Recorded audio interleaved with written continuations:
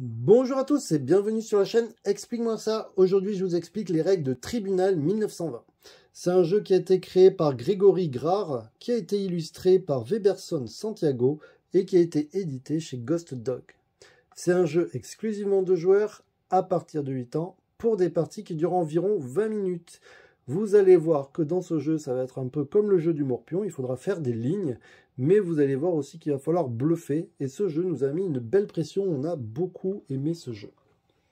Pour la mise en place, c'est assez simple, on va mettre au milieu de la table le plateau du tribunal, chaque joueur va récupérer les pions de sa couleur, on donnera aussi une carte preuve à chaque joueur, et donc du coup je vais vous décrire un petit peu le nom des personnages. Donc là nous avons deux meeples, ce sont des enquêteurs.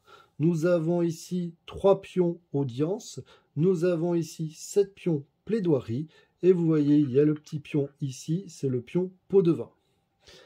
Alors nous avons des cartes, les cartes sont toutes à peu près faites pareil, elles sont toutes faites pareil d'ailleurs. Nous avons en haut des symboles. Là, on a le pistolet, l'œil. Vous voyez l'empreinte, le livre. Et vous avez en dessous, vous voyez BX, BN, qui correspondent au district où on se trouve. On a le Bronx, Brooklyn, Staten Island, et ainsi de suite. Le but du jeu pour gagner la partie, c'est réussir à avoir 3 jetons audience en haut du plateau. Dès qu'on aura réussi à avoir 3 audiences, on aura gagné la partie. Comment avoir 3 audiences? Il y a 2 façons d'y arriver. La première, ça va être de réussir à faire une ligne horizontale, que ce soit ici, ici ou ici. Ça peut être aussi, bien sûr, une ligne verticale, d'accord, comme ça et comme ça. Ou alors une ligne en diagonale, comme au morpion, en gros, vous avez compris. Ça, dès qu'on arrive à faire une ligne, hop, on met un petit jeton audience. Mais bien sûr, l'autre joueur va forcément essayer de vous bloquer, ce qui est souvent le cas. Donc du coup, il peut réussir à vous mettre des bâtons dans les roues. Hop, hop. Là, vous voyez, personne n'a fait de ligne. Et donc du coup, il y a match nul. Soit il y a un match nul et auquel cas on refait le tour de la manche, c'est-à-dire on enlève tout et puis on est reparti. Bien sûr, les jetons qui sont ici audience ne bougeront jamais. Mais si quelqu'un s'était mis ici sur Manhattan, il fera pencher la balance et donc du coup, il gagnera un petit jeton audience si bien sûr il y a égalité et qu'il n'y a pas de ligne. D'accord? Donc vous voyez que la balance sert à ça.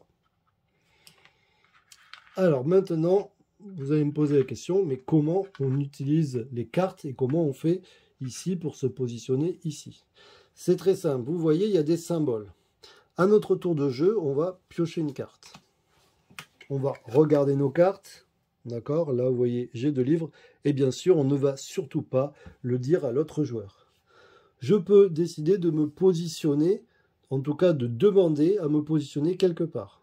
Soit j'ai la bonne couleur et je peux me positionner en gros sans risque, d'accord? Soit je peux essayer de bluffer pour essayer de gagner du temps. Si je décide de me mettre ici, par exemple sur les 2 yeux, je vais dire à mon adversaire, je voudrais me mettre ici. Alors il va dire, ah oui, tu as 2 yeux, oui, j'ai bien 2 yeux, ok.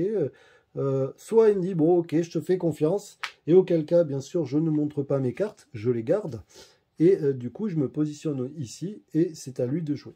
Ça, c'est la meilleure solution pour vous, c'est qu'il vous fasse confiance. Soit je décide d'aller ici et je lui dis, ouais, je veux aller au niveau des 2 yeux, j'ai bien 2 yeux. Et là, il vous dit objection, c'est-à-dire qu'en gros, il ne vous fait pas confiance. Et donc là, vous avez 2 choix. Soit vous avez totalement menti, un petit peu mon cas, auquel cas, là, vous voyez, j'ai totalement menti. Je ne suis pas obligé de montrer mes cartes. Je dis, ouais, effectivement, j'ai menti. Et lui, il va pouvoir positionner un pion là où il veut. Pas forcément là où il y a 2 yeux, mais il pourrait même aller ici où vous voyez, il faut un livre. En gros, il faut 4 cartes. Il faut le livre, l'empreinte, le pistolet et l'œil. Donc, il pourrait se mettre ici. Et puis, c'est un petit peu un point stratégique au milieu. Donc, ça, c'est si jamais j'ai menti. Soit j'ai dit la vérité. D'accord? Bon, là, en l'occurrence, c'est pareil. Mais admettons, j'ai dit que je voulais aller au niveau des livres. Et il me dit non, objection, je te fais pas confiance.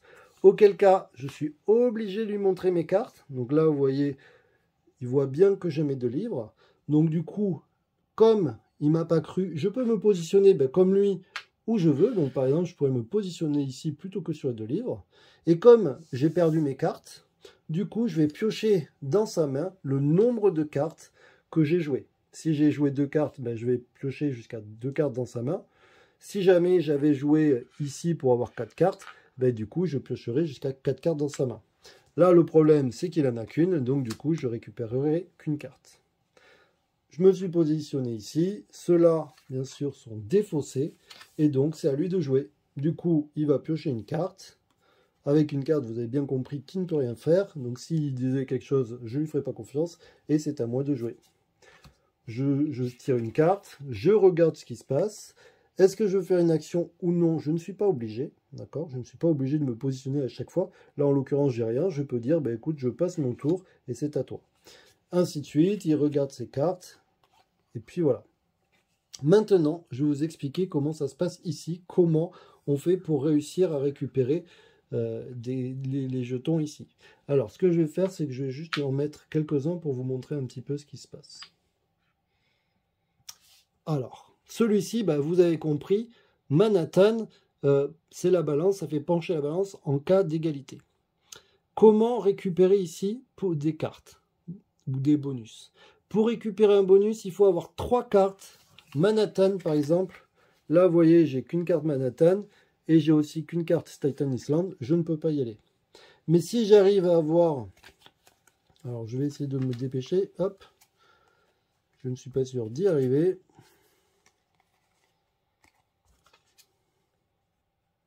Ok, alors 2 petites secondes.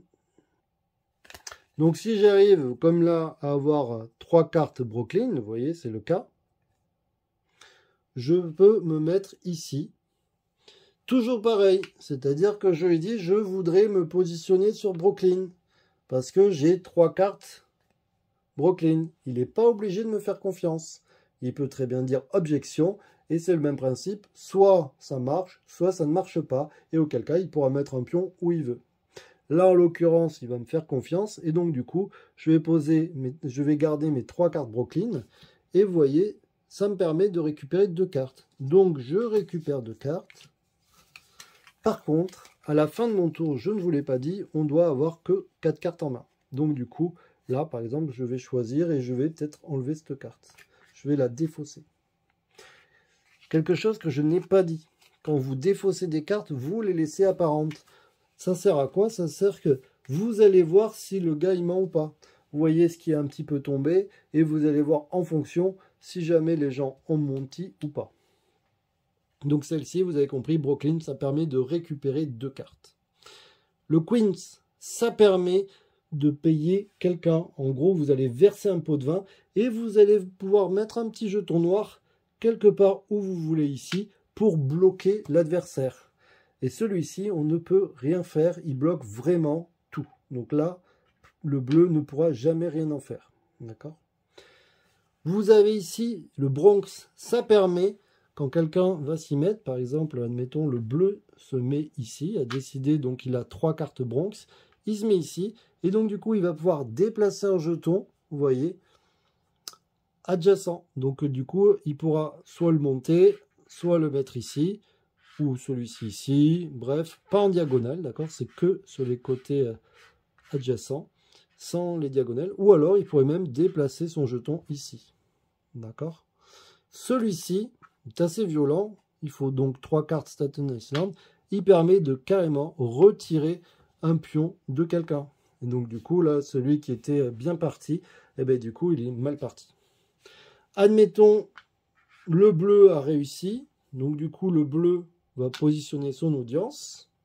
Donc du coup, tout le monde récupère ses pions.